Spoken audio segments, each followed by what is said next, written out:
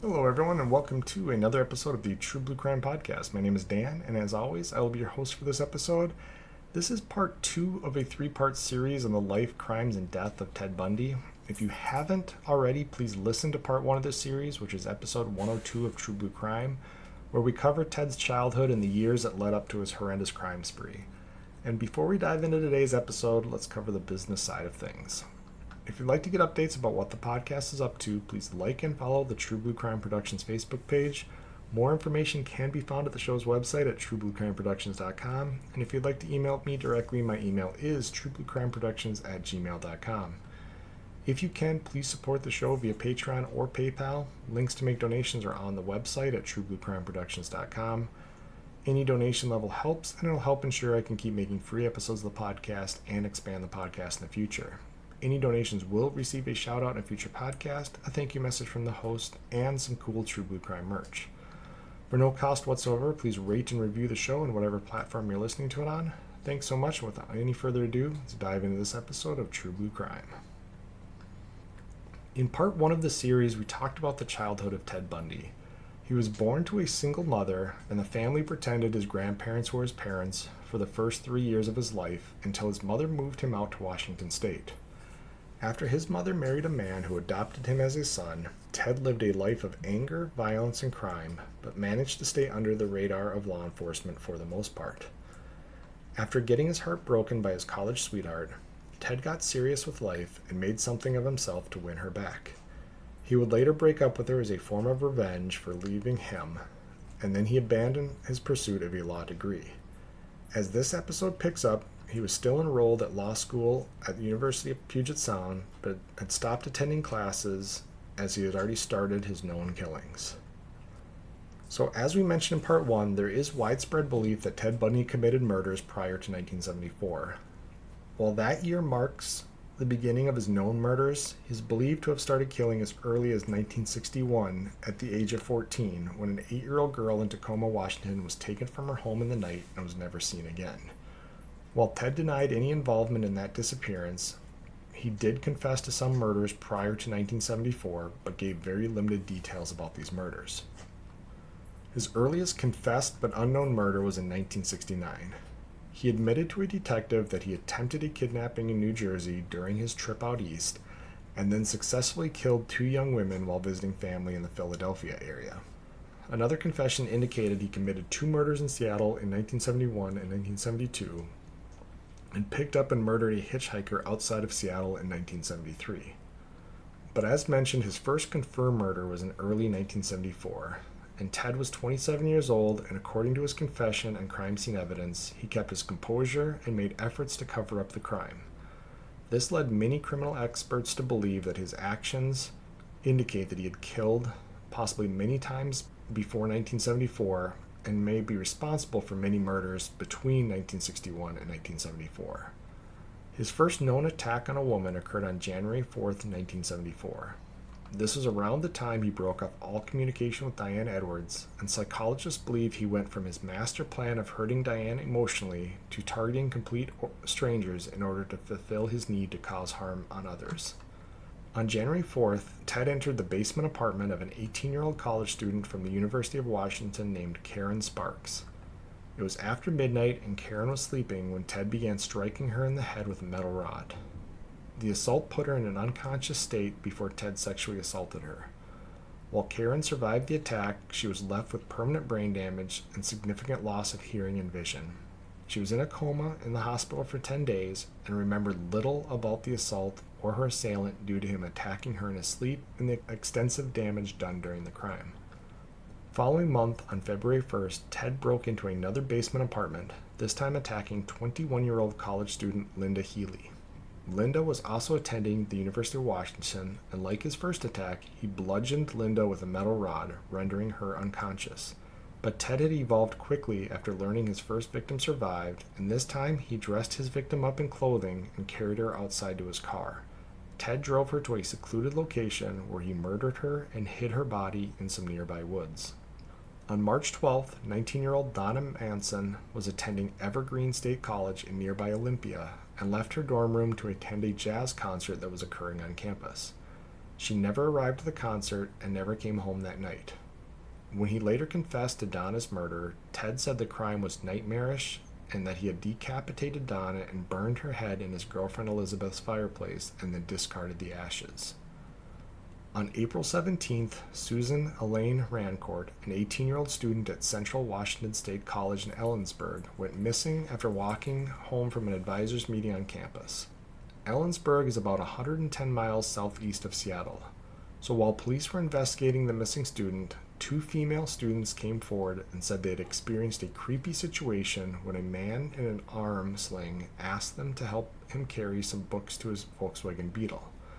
One woman said her incident occurred the same night Susan went missing, and the other woman said her encounter was 3 nights before Susan went missing. Roberta Kathleen Parks, a 22-year-old student at Oregon State University in Corvallis, left her dorm room on the evening of May 6 to meet some friends for coffee, but she never arrived. Corvallis is 260 miles south of Seattle, which appeared to be part of a plan by Ted to make sure the crimes were occurring further and further away from his home location in each previous crime. Ted would later tell investigators he saw Roberta sitting alone on campus and struck up a conversation with her. He convinced her to ride into town with him for an evening of drinks, but he instead drove her to a remote location where he sexually assaulted her and then murdered her. And this distance is actually going to be a pretty big deal. In 1974, this was during the oil crisis, the oil embargo crisis. So gas prices were extremely high, gas was rationed, and so Ted is actually going to go through a lot of effort to do these long distance murders. And when I say long distance, he's got to drive from where he's at in Seattle for the April 17th murder of Susan Rancourt. He's driving 110 miles round trip, and that includes attempting a similar abduction the 3 nights before where he was unsuccessful. So at a time when gas is at a premium, he's making these multiple 200 plus mile round trip drives to create distance from the murders, because he knows if he commits all these murders on the UW campus or in the greater Seattle-Tacoma area, it's going to be harder and harder for him to commit these murders. This is a time period obviously before the internet, before really good communication between police departments. So if he can make these college women disappear, but from different campuses, distances away from each other, it's less likely that law enforcement is going to be getting wise to the fact that there's a serial killer active in the area. So again, the April 17th killing is at least 2 trips of 200 plus miles, and then he's going to make this 260 mile trip, so round trip you're talking 520 miles down to Corvallis to commit this murder on the evening of May 6th. So he's going through a lot of effort, and this is why, again, investigators believe, despite the kind of messy nature of those first couple attacks, the one where the woman survives, they believe that he's making efforts, making decisions, planning out these murders in a way that there's no way that these could have been his first murders. On June 1st, Ted struck close to home again when he started talking to 22-year-old Brenda Carol Ball at a bar near the Seattle-Tacoma airport. He brought Brenda back to his place, and according to Ted, they had consensual sex before he strangled her while she was sleeping. And Seattle Police and King County Sheriff's Office were now very well aware of the crisis they had of missing and murdered women that had started in early 1974. They were taking missing women reports, especially women who were considered attractive and between the ages of 18 and 24, very seriously. So when just 10 days after Brenda went missing, 18-year-old Georgianne Hawkins also went missing, detectives rushed to the scene to look for evidence. Georgianne had disappeared while walking in a well-lit alley between her boyfriend's dorm room and her sorority house. This made for a relatively small outdoor crime scene, and detectives combed every inch of the alley looking for any piece of evidence that could lead them to a suspect. And this is important because a lot of these abductions are going to occur as somebody walks from one part of either town or campus to the other. So your crime scene can be anywhere from, in this case, a few hundred yards to miles. And if you don't have an eyewitness stating where this victim got into a vehicle or where they were potentially abducted from, you have no idea where along that multiple mile path this crime may have occurred. So actually locating your quote unquote crime scene is going to be very difficult in those cases. Whereas in this one, they know she's at her boyfriend's dorm room. There's literally one alley that she has to walk down, and then she's at her sorority house. And this is a well lit alley. So they believe this crime has occurred within the alley and that they're going to be able to locate some form of evidence in this quote unquote smaller area that will indicate who is taking these women. But investigators would later find out their search was futile because Ted had lured Georgianne into his car. Ted had struck her in the head with a crowbar, knocking her unconscious before driving her 20 miles away into a remote part of a suburb outside Seattle, where he then strangled her and laid with her body for the entire evening. In an extremely bold move, Ted drove back to near the alley the next morning to retrieve some earrings and a shoe he noticed Georgianne was missing. And the items were in a nearby parking lot, and he grabbed them while police officers and detectives were searching the adjacent alley. No one noticed the man in the tan Beetle, and he drove back to Georgianne's body 3 more times that day. While police did not notice Ted that next morning, several eyewitnesses came forward after the news of the latest missing college woman, and the witnesses reported seeing a man with crutches and a leg cast that was struggling to carry a briefcase to his car. One of the eyewitnesses was asked by the man to help him carry the briefcase to his light brown VW Beetle. So this is actually going to be one of the main modus operandi that Ted uses during these crimes. Is he fakes some type of a major injury that makes him not only seem like he's not a threat, but that he's somebody that needs help. So these women will lower their guard because they think this is a guy with in this case, there's a leg cast, a broken leg. What is this guy going to be able to do to me? If anything happens, I'll just be able to run away from him. And it's because he was in that adjacent parking lot, he lured Georgianne away from this alley, that he attacked her in that adjacent parking lot. And that's actually where the evidence was. If the police officers had expanded their crime scene just a little bit, if they had known to look in this adjacent parking lot, they would have found Georgianne's earrings and her shoe. And these came off during the attack after he lured Georgianne over to his car. When he struck her with a crowbar, it must have knocked her earrings off, and when he loaded her in the car, one of her shoes fell off. And in the dark of the night, Ted doesn't notice this, but the next morning, when he wakes up after sleeping with her corpse, he sees that she's missing some earrings and she's missing a shoe, and they're not in his car, so he has to assume they fell out in this parking lot.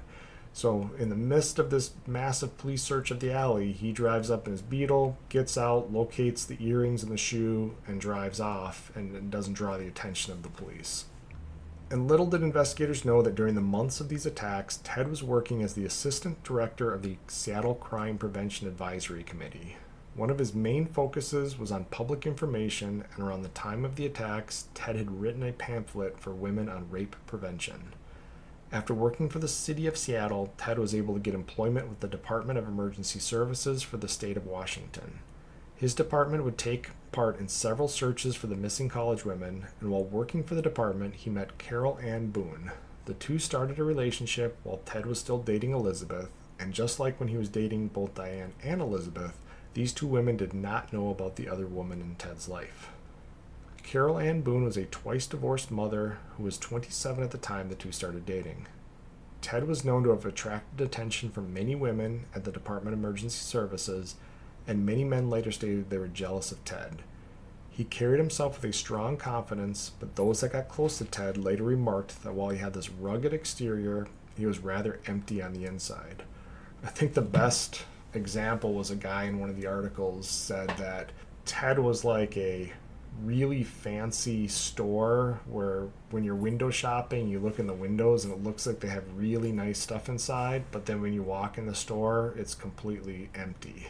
And so Ted presented this image of a very attractive, athletic, confident guy, But if you got to know him, people started to recognize the lack of the soul, lack of the personality, and that was not something that he could really fake. So again, that brings me back to the Anne Rule situation and how he was able to manipulate her for so long while they worked together at that suicide hotline, and how with her experience as a police officer, he either had to have tried really, really hard to appear like he had something going on inside of him in terms of a soul or empathy or anything like that to convince her, because it does seem like other people in his life noticed this emptiness inside of him.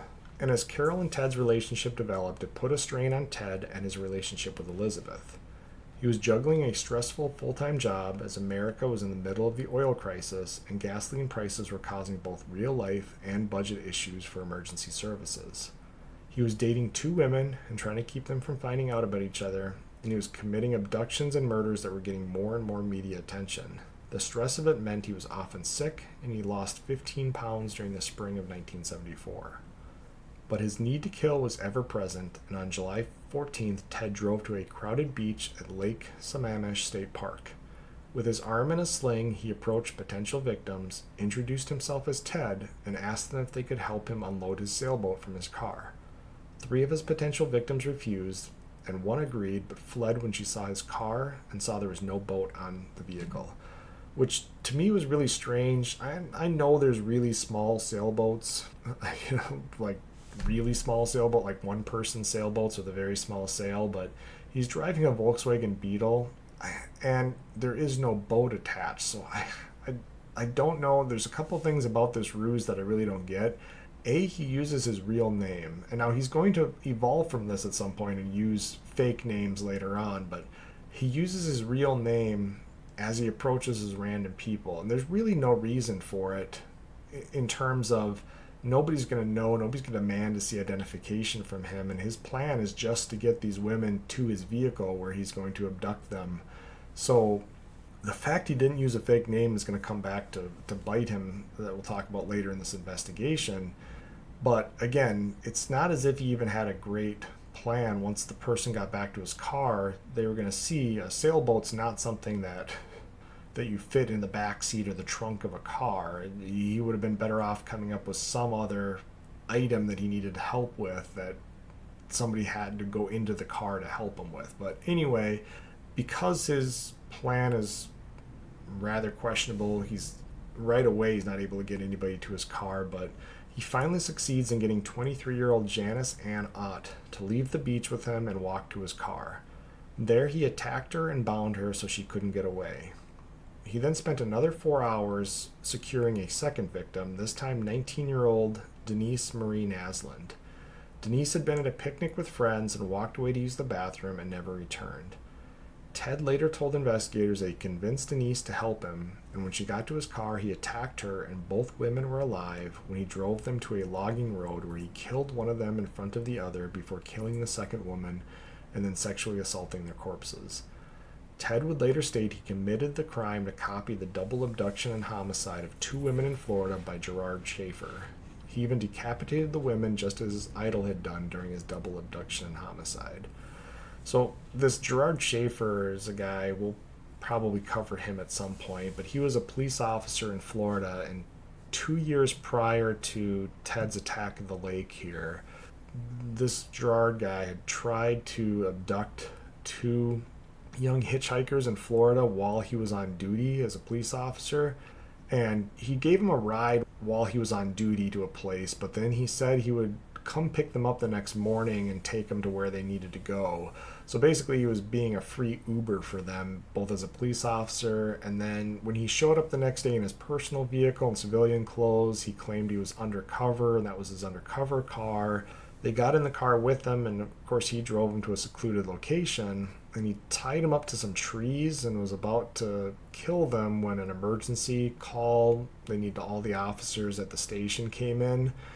So he responded to the emergency call, and while he was dealing with that, the women escaped, and they eventually turned him in, and he claimed that they were criminals, that he was just scaring to a certain degree, that he never intended to kill them, but while he was out on bail for that, he actually succeeded in abducting 2 other female hitchhikers and then killing them, making one watch the other one die, and then decapitating them. And Ted read about this crime in the papers, and he wanted to commit a crime similar to this guy, so this is why he put such effort into getting 2 women, because he could have easily left with Janice. He succeeded in getting Janice into the car, but he risked another 4 hours of trying to find somebody to get into his car just so that he could copycat this double homicide out of Florida.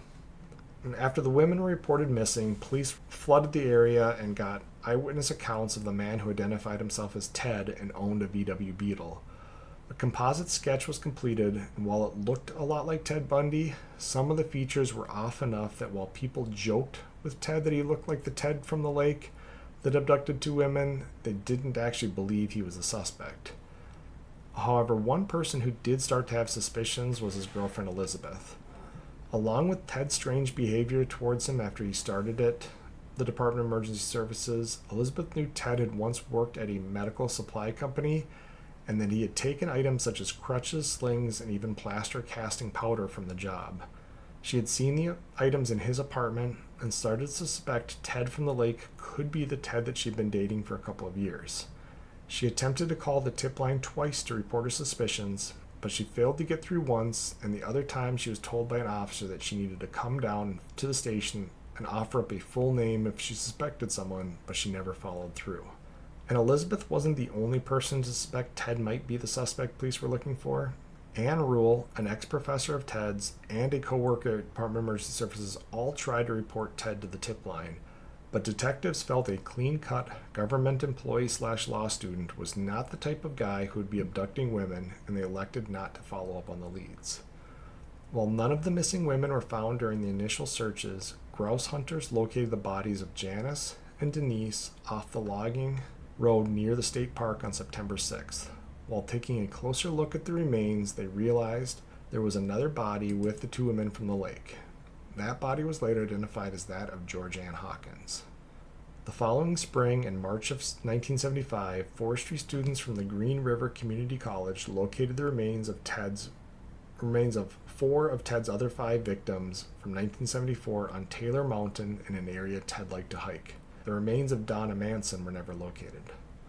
Likely feeling the heat from the composite sketches and half-serious jokes about him being responsible for the missing women, Ted applied for law school at the University of Utah and moved to Salt Lake City in August of 1974. While he maintained long-distance relationships with Elizabeth and Carol, he dated several women while attending the school. And due to the abandonment of his first-year classes of law school at the University of Puget Sound, he was required to retake his first year of law school. Within a few weeks of school, Ted came to realize he didn't have the mental capacity to understand the complexity of law cases, and he once again abandoned his pursuit of law school and began focusing on his abductions and killings. So I know that was a lot to take in there. We've got the police in the Seattle, Tacoma, Greater Washington area. They've got these original crimes from early 1974, and then they have this double homicide of the lake. And as I mentioned, Ted was, I don't know if you want to say it was cocky or confident enough to use his real name, but people are going to start to put together that he looks like the composite sketch, his name is Ted, and people, obviously the one woman walked all the way to his car to see there was an sailboat there, so they know what type of car he drives. So it's a Volkswagen Beetle, his name's Ted, and he looks like the composite sketch. So you combine that with some of the more intimate knowledge that people like Elizabeth had, and there's a lot of suspicion going Ted's way at this point, and he's going to be feeling this, because even if he knows that people are joking around, the saying is what? That every joke has a little bit of truth to it. So he knows that if people are joking that he looks like Ted, there's a little bit inside them that believes there's a chance that he could be the killer.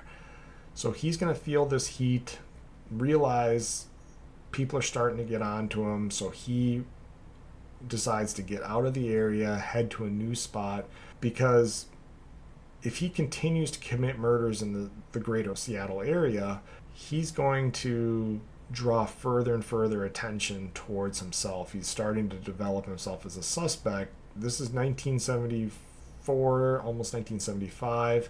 He's able to move several hundred miles away, down all the way down to Salt Lake City.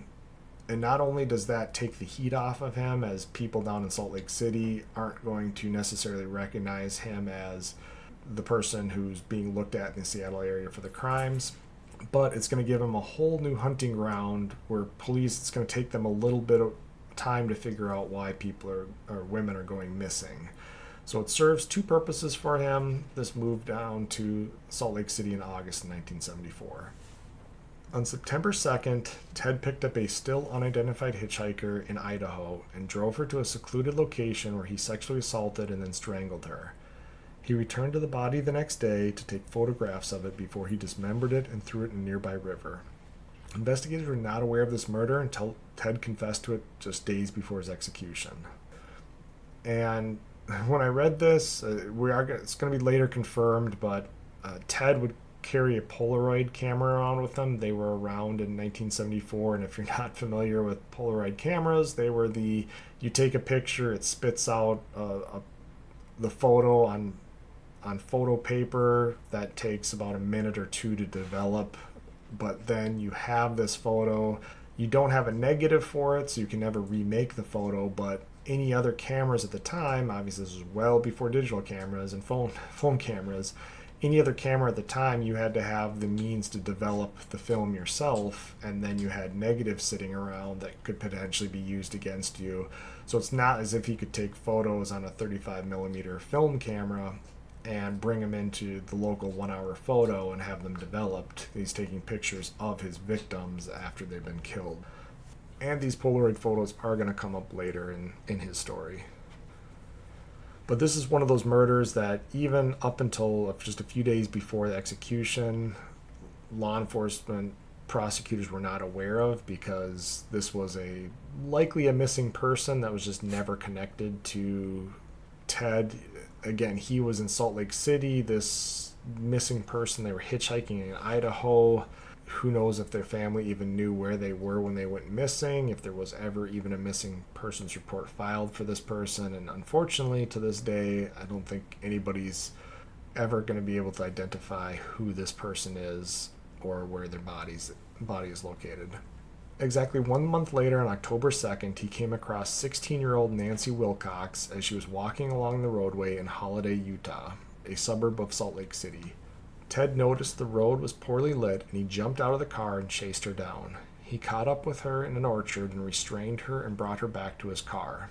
Ted managed to bring her into his apartment unseen, where he sexually assaulted her and kept her alive for 24 hours before he strangled her and buried her body somewhere near Capitol Reef National Park. However, her body was never located. That same month, on October 18th, Melissa Ann Smith, a 17-year-old, was walking home from a pizza parlor around 9:30 in Midvale, another suburb of Salt Lake City. Unknown to Ted, he had abducted the daughter of the town's police chief, and he drove Melissa to a remote area of the mountains nearby and sexually assaulted her and left her bound in the wilderness. Her body was found 9 days later, and her autopsy revealed she may have been alive for up to 7 days after the abduction. On Halloween, another 17-year-old named Laura Ann Amy was trying to hitchhike home from a party.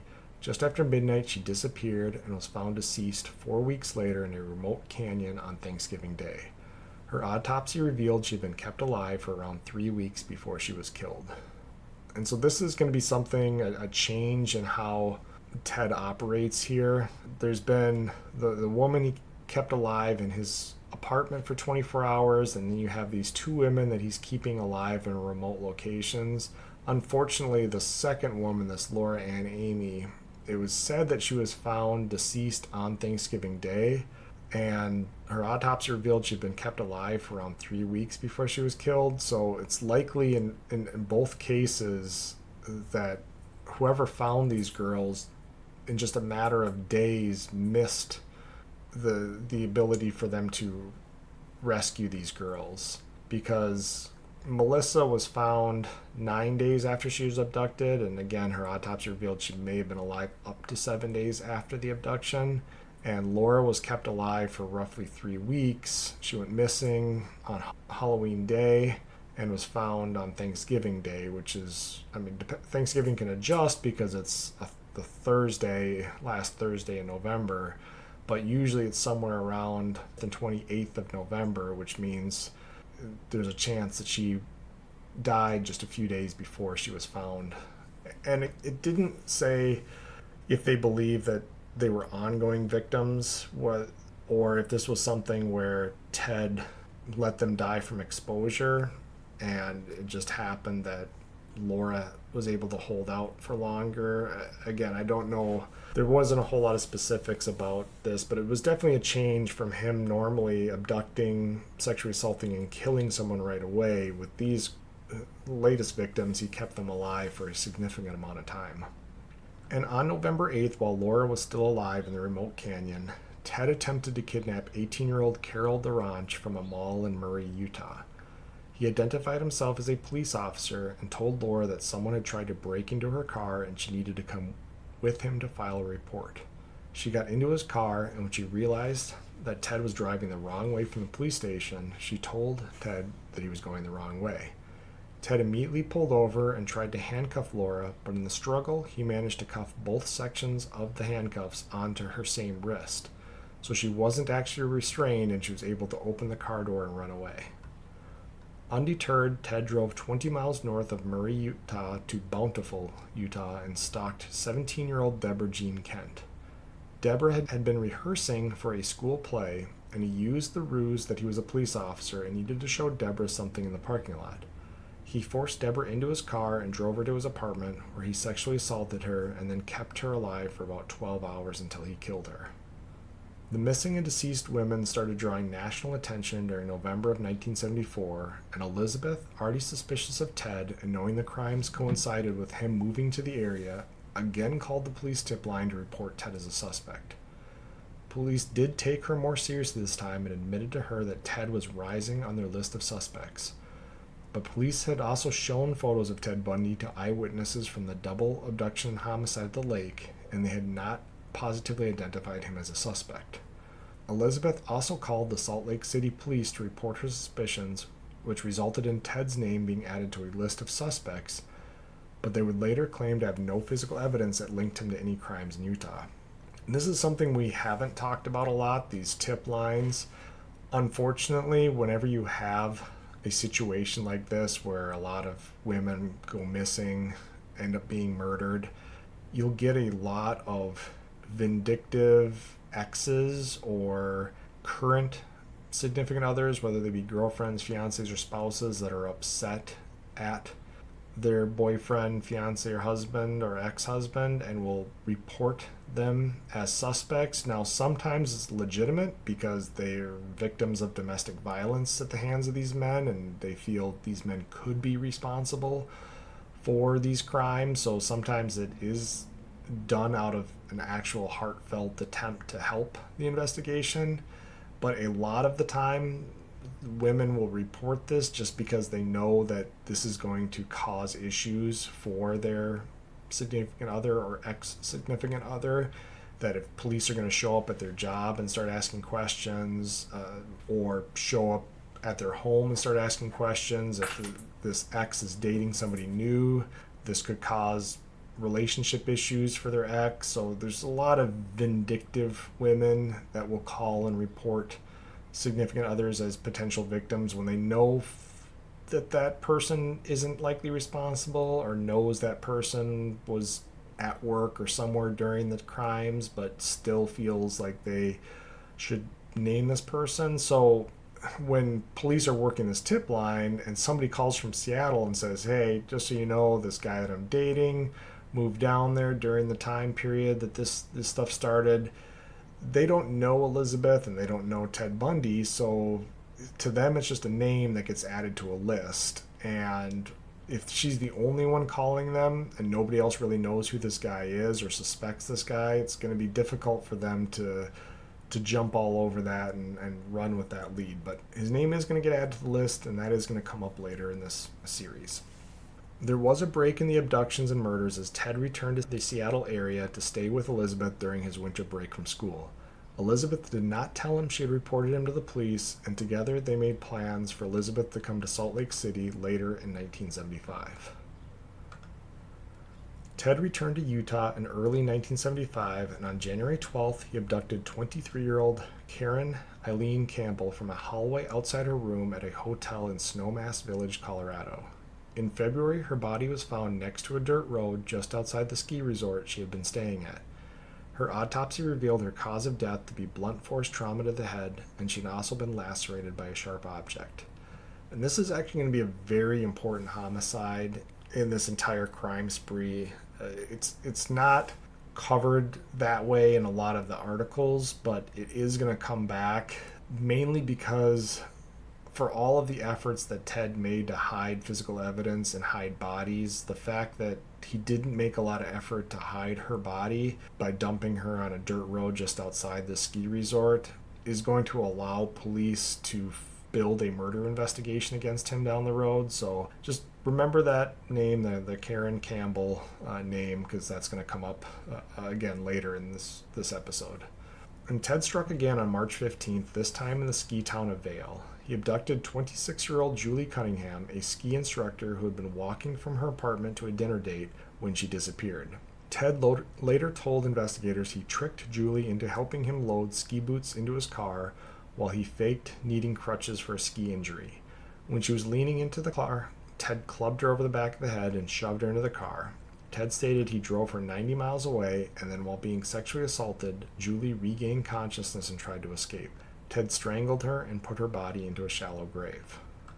The following month, on April 6th, Denise Lynn Oliverson, age 25, went missing while riding her bicycle near the Utah-Colorado border. Ted would later confess to grabbing her off her bike, driving her to a secluded location, sexually assaulting her, killing her, and then dumping her body into the Colorado River. On May 6th, Ted once again began stalking a school, this time Alameda Junior High School in Pocatello, Idaho. He saw 12-year-old Lynette Dawn Culver walking away from the school by herself. He was able to lure her into his car, and then he drove to a room he had rented at a nearby Holiday Inn. He sexually assaulted the young victim and then drowned her in the hotel bathtub. He disposed of her body by throwing it into the Snake River. In June, Ted returned to Seattle and spent a week with Elizabeth. During this time, she continued to keep her reports to the police secret, and the two discussed getting married around Christmas. Ted had his secrets too, including his many crimes and his ongoing relationship with both Carol and an unknown student at his law school. But by the end of June, he was back in Utah, and on June 28th, he abducted 15-year-old Susan Curtis from Brigham Young University, where she was attending a youth conference. It was the first day of the conference, and she decided to walk alone from a meeting with friends to her dorm room to brush her teeth when she vanished. Ted confessed to this crime just minutes before he entered the electric chair. And despite his confessions to the murders, the bodies of Deborah Kent, Julie Cunningham, Denise Oliverson, Lynette Culver, and Susan Curtis were never found. While Ted was committing the summer of 1975 murders, investigators back in Seattle were using new technology, which was computers, to try and solve the complex list of missing and murdered women. They utilized the only computer available to them, which was a payroll computer, and they input names of the victims, known associates, registered vehicle owners of VWs that matched the name Ted, known sex offenders, and then asked the computer to find possible matches. The computer created several lists, and the detectives cross-referenced the list to look for names that showed up on 4 or more lists. Only 26 names did, and one was Ted Bundy. They did the same thing with names provided to the tip line and formulated a top 100 list from the names. Once again, Ted Bundy came out near the top of the list. He was moved to the top of their pile when they got word of an arrest out of Utah from a man in a VW Beetle loaded with gear for abduction and murder, a man named Ted Bundy. So I give the Seattle and King County departments a lot of credit here. Computers back in 1975 are going to be pretty rudimentary, not capable of doing a lot of complex tasks, but somebody had the foresight to think this payroll computer keeps track of people and data. So if we can somehow use this computer to input people's names and data and then have it give us results, there's a possibility that we can take tens of thousands of names and turn them into a much smaller sample size. So if we look at different names that have come up, if we input names from the tip line and registered owners of VW Beetles and sex offenders and known associates of these victims, if we compile list upon list upon list, feed those all into the computer, and then ask the computer to find what lists have the same names and give us a printout, they're able to get a pretty good list of suspects that have what would be considered to be a higher than likely chance of being involved because they're listed on multiple of these different lists. And they did the same thing again with names from the tip line, and Ted Bundy's name is going to come out near the top of this list. So in the final part of this series, we will cover Ted's Utah arrest, his multiple escapes from custody, his life on the run, his final murders, his Florida trial, and his death. And we'll also explore some theories about how he became the monster he was and why it's believed he felt the need to kill. So stay tuned for part 3, which is the last podcast episode before CrimeCon 2023. Thank you guys for listening. Stay tuned for future episodes, and feel free to write me at truebluecrimeproductions@gmail.com. You can also find me at True Blue Crime Productions on Facebook and support me via Patreon at True Blue Crime Productions. So that's it for today, guys. Thanks for listening. Talk to you later. Goodbye.